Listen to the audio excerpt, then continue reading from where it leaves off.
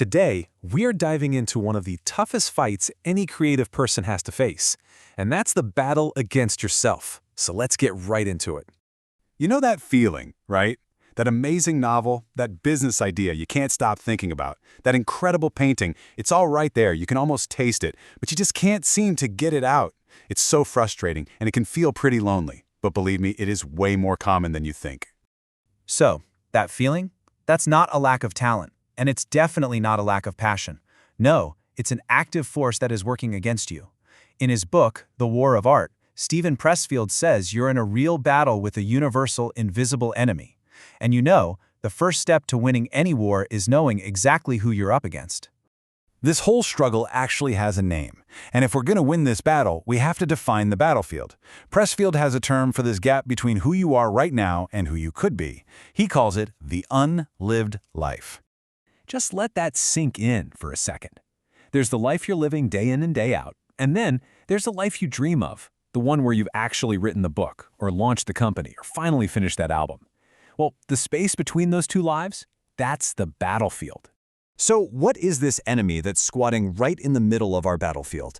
Well, it has a name. Let's meet our adversary, resistance.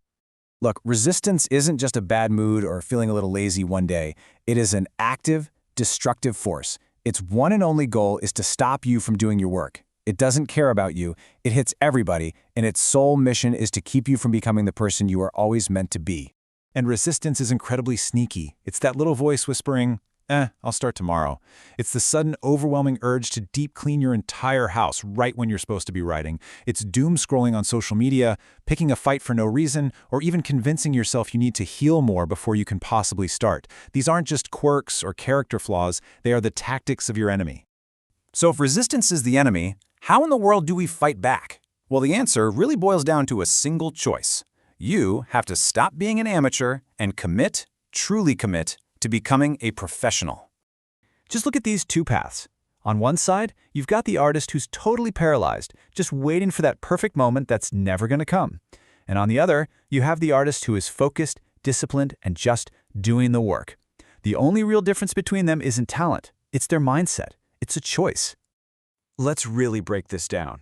The amateur, they only work when they feel inspired. But the professional, they show up every single day, especially on the days they don't feel like it. The amateur is absolutely crippled by fear. The professional feels that same fear and does the work anyway. The most important thing to get here is this. Being a professional has nothing to do with getting paid. It's all about your commitment to your craft. This is the core of the whole professional mindset right here. Think about it. The hardest part of going for a run isn't the actual run. It's just putting on your shoes and getting out the door. The hardest part of writing is just opening the laptop. The war isn't won in the long marathon of creating something. It's won in that one, single, decisive moment of just sitting down to start. Okay, so you've made the choice. You're going pro. Now what? Well, you need a plan. You need a daily strategy to defeat resistance before it even gets a chance to get its boots on. You know, inspiration is a really fickle ally. It shows up whenever it wants to. A professional doesn't leave their success up to chance like that. No. They create a routine, a ritual, that sends a clear message to resistance.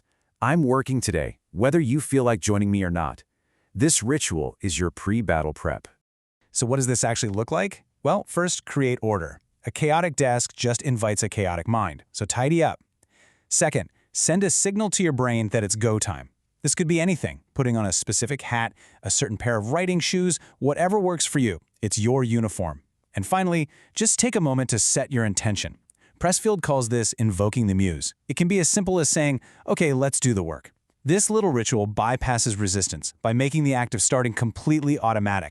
Think of this as your daily code of conduct. You should print this out, stick it on your wall. And remember, this whole thing isn't about feeling good, it's about doing the work. It's about showing up when you're tired, it's about acting when you're scared, and it's about persisting when all you want to do is quit. This is how you win the war, one day at a time. So you see, this battle isn't some theoretical idea. It's real, and it is happening tomorrow morning the second your alarm goes off. Resistance will be right there, waiting for you, with 1,000 perfectly good reasons to hit the snooze button, to check your email, to do absolutely anything else but the work. The only question is, what are you going to do? The choice to be a professional, that's a choice you have to make fresh every single day.